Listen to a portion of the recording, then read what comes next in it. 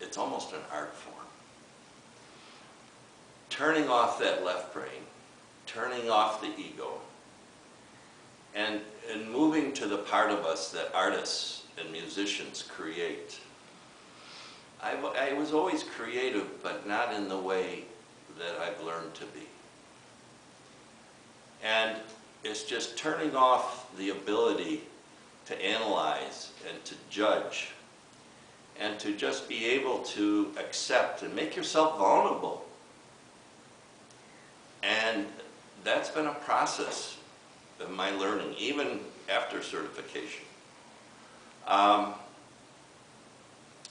And when someone comes in front of me, I'll say a little prayer. I was raised a Methodist. I call God, I call Infinite Intelligence God. I say, God, just help me with this person. Help me to have the words. And then as they sit down in front of me, I start to talk. And the words just flow. And I would say 99% of the time people walk out of there and say, thank you. Every once in a while, we get a person that just don't want to listen. They're closed. And, but that isn't what keeps us going. It's the things that we know we're helping people. Many people come to us as a court of last resort. They've been to the doctors, they've been to the psychologists, and yet they have all the money in the world, some of them, but they're so lonely. They're so devoid of any substance in themselves to give them happiness and a sense of peace. I think if there's anything that I have learned in Casadega is peace. Peace is different from happiness. I'll be happy when I get that new car. I'll be happy when I get that house. I'll be happy when I get the one. But peace is something that you can be in a tornado and you know you're going to be okay. You just know that you're going to be taken care of. You know, we've heard this saying, we're all children of God. I'm going to add one word to that. And I ask my clients, do you believe you're a perfect child of God? Oh, they say, oh no, not me. But what are they thinking? They're thinking of all the woulda, coulda, shouldas, all the things that they did that they wish they hadn't, and all the thoughts and what have you. But when we're born, when that spirit, that light is put into that fetus called the baby, that continues with us till the day we die. And as spiritualists, we believe that we survive life. Well, I have come to believe it's that spirit, it's that energy that goes to the other side of life. And they have that connection with those left behind. And they feel our prayers, they feel our joy and our sorrow, but they've left behind all the other human emotions of malice and unforgiveness and what have you. I had a woman come into my home one day, and she says, I don't care who you bring through, but do not please bring my ex-husband through who died 3 years ago. Well, you know what happened. Here he is. And you know, after an hour, she walked out smiling. Because they were able to heal something that they couldn't heal when he was on the earth plane. And so you just never know how these things are going to hand out. I had one gentleman come into my home a few months ago, and every time I mentioned infinite intelligence or God, his eyes would roll up in his head. He would start shaking. He fell on the floor in a comatose. I said, oh my God, what's happened? I put my hands on him. He quieted down. He got up, put him back in the sofa. again, and he starts it again. There is some block in him from his childhood that has not been healed. And he has sort of kept in touch with me. He says, Richard, you're the only medium or psychic that has ever understood me. And I said, really? He says, yes, you listen. You listen to me. I almost use his name, but it doesn't matter. You wouldn't know him anyways. He's a big burly guy. And so we take each person that comes in front of us. And even as people of normal day walk of life, we are all one. That's been my mantra forever. We're one with spirit. We're one with each other. We're one with the animal kingdom. We're one with nature. And what we do to the least of us, we do to each other. The biggest challenge for most people are twofold. Leaving behind the family of origin lessons, I would say that's a large portion of the problems of most of us. If you're a little child and you're watching your parents, and it may not be physical abuse, but there's always a tennis match. There's a mental competition always going on. And as a 5-year-old, you say, well, that must be love, because you would have no perception of what is and what isn't. And the Chinese have a saying, give me a child until they're 5, and they'll be mine for a lifetime. And those lessons are buried in our subconscious. So what does that little girl do when she grows up? The guy on the white horse that wants to treat her like a queen, I can't relate to him. But that bad boy over here, I can help him. I can bring him into my life, and I can help him. Well, guess what happens? The cycle continues.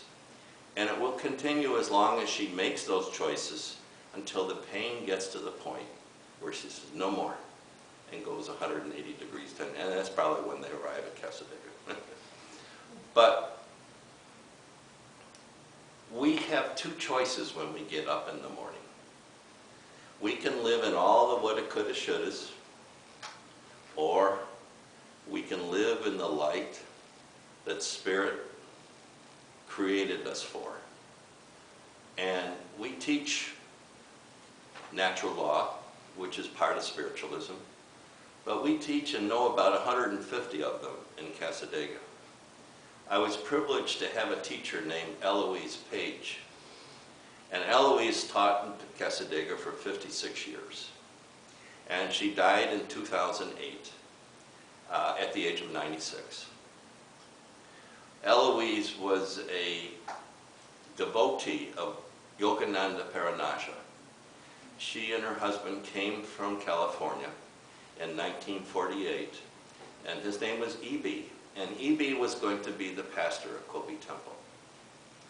Well, E.B. passed away after 10 years. He had hundreds of students. And his students came to Eloise one day, and she was just this petite lady, very non-assuming, very quiet. Eloise, we need a teacher. And Eloise said, oh, I can't teach. I can't speak in public. Eloise, we need you. You know, you've been living with E.B., you've followed him all these years.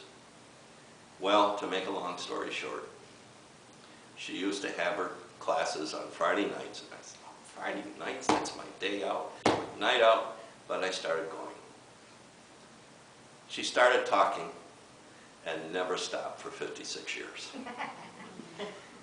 And I have 77 of her lectures, and you know, the little cassette tapes of the 150 different natural laws. We've actually converted some of them and cleaned them up in their CDs in the bookstore that you can buy.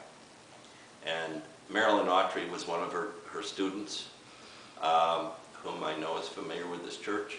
And she created a book, The River of Life, and she deals with about 60-some of these to give you an idea of these natural laws. You know, we're all going to pass away at the end of life. Some are going to get carried in, bloodied and beaten, because they fought life, you know, Don Quixote and the windmills, you know. And then someone else who has had the same losses, the same challenges, marches in and says, what a ride. What's the difference? It's how we react to those challenges. We can say, poor me, go into victimhood, or we can say, I'm going to learn from this. I'm going to grow from this. I'm going to get on top of this. And believe me, there's a lot of people that have come out of COVID really mentally, emotionally, and spiritually, and physically, that have lost loved ones. This year and a half in America, I think, has done more damage to its population in the United States than anything that's happened. But we're the same people. And how we react and how we grow and how we move forward in life is how we bring peace and, quote, happiness in our life. And I believe that we're all here to help each other through this world, every one of us. And so, you know, I had this great talk. And it's got a lot of good stuff in it. And it's all about you are not your mind. You are not your mind. What you believe is not your truth. Because when you sometimes believe something, you close your mind to the facts and the inflow of other things. I call it, you know, the hardest journey in the world is that 12-inch journey from the head to the heart. It's heart language. What's the first organ in the body to develop as a fetus? The heart. There's an intelligence in the heart that scientists still don't understand, I believe, where everything else creates, well, the brain's the intelligence. No. Yes, I think the brain is one of the problems in today's society. You know, technology is taking us away from each other, where we used to write letters and make phone calls. Now it's this. And I call it heart language. Heart language to each other. Heart language to spirit. We have teachers in Casadega. I call them rabbit holes. And knowledge is great. And I and others are creating the Beyond Gaiman Library in Casadega. And Ann Gaiman was a 15-year-old, came to Casadega, was developed in the 1960s. And she became so famous that she outgrew Casadega, and she moved to Springfield, North Springfield, and was a medium and healer for lobbyists and Congress people for 50 years. She maintained her contacts with Casadega. I knew her casually. And she called me up one night, 2015, and says, Richard, I have to sell my big home. My husband has died. And I want to donate my books to Casadega, her library, which at that time was 2,200 books. Well, we got 1,800 of them. And that was the start of the B.N. Gaiman Library. And it's over 6,000 volumes now. We've had estates calling us. And I just came up from Miami bringing 100 books from this gentleman who passed away. And it's got books from his grandfather and his great-grandfather. And they go back into the 1800s. And we have 60 categories. I could live in that library 24 hours a day. We have 640 books on astrology alone, just to give you an idea. I never knew that there were that many books. But my point is, there is an infinite possibility for each one of us in spirit. And it doesn't come from books. And it comes from that ability to tap into that and ask Spirit to guide you, to give you the words, to give you the direction. And learning how to do that, to me, is meditation. I have learned to use the words with my clients, spiritual eyes, spiritual ears, to see the signs and symbols that are coming to us every minute of every day. Go this way. Go this way. You remember that conversation? You remember that situation which you thought was bad? And it's spiritual development is learning how to connect the dots. We have something in Casadega called the psychic ball bat. And if you don't listen, and you don't listen, boink. And it comes in the form of health. It comes in the form of relationships. It comes in the form of finances. In me, in 1996, 97, it was all of that. But sometimes that's Spirit's desperate attempt to finally wake us up. And learning how to do that, you know, people say, I don't have time for meditation anymore. And I say, okay, I had the monkey mind when I came to Casadega. I totally understand where you're at. Always worried about yesterday and tomorrow. And now I have to worry about, I've gone too far to my right brain. And Debbie will attest to this. When I'm driving, I almost ran into two cars right in front of me. She says, focus, Richard, focus. And I've almost had to pull myself back to be balanced, because we live in a secular world. But learning how to listen and how to experience the signs and symbols and develop your own spiritual inventory of language that's going to be unique to every one of you is, to me, meditation. And now I don't have to meditate at 8 o'clock in the morning or 10 o'clock at night. I have found that every minute of every day, Spirit is talking to us. And it's not wishing and hoping to hear those messages. It's knowing and expecting that they're there and open up to them. Do you remember, some of you, I'm a little older than a lot of you, we used to have these radios where you had to tune the dial to get the signal, otherwise you would get static. We're like that. The message is always there, but our channel isn't open.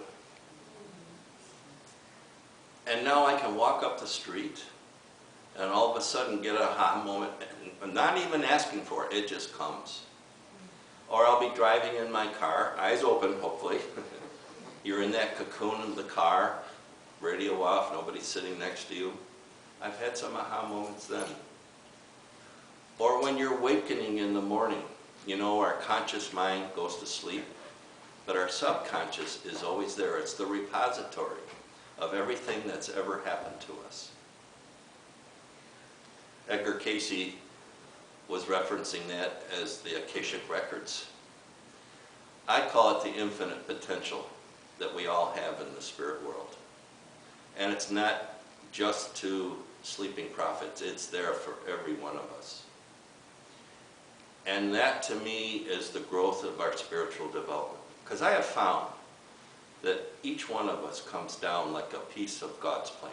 I'll use the word God, that's my reference. You substitute whatever you would like. And our walk through life is to figure out how that piece of the puzzle fits. And most of the years, I used to get women 40 to 60 years old. Maybe 1 out of 10 was a man. In the last few years, I've been getting twice as many men. I'm getting teenagers. I'm getting 20-year-olds. I'm getting 30-year-olds. There is definitely an awakening going on. Each one of us, however, is like that individual snowflake. we're all different, and we all have our own paths. And what your truth may not be mine, but it doesn't matter. It's Spirit's truth for you. I have so much I could share with you today. And if you go on casadega.org, you can see all of our phone numbers and emails and things like that. And I would welcome anyone to chat on the phone about particular questions that you might have. So I'm going to wrap us up for now. But it's been my real pleasure to be back here in the Church of Awareness. I think it's appropriately named Spiritual Awareness, Growth. And so I hope you all continue to grow and thrive here. And I don't really like to travel anymore. I got my camper trailer and I want to write a book and go out into the wilderness. But maybe we can get together in the future again. God bless you all, and thank you very much.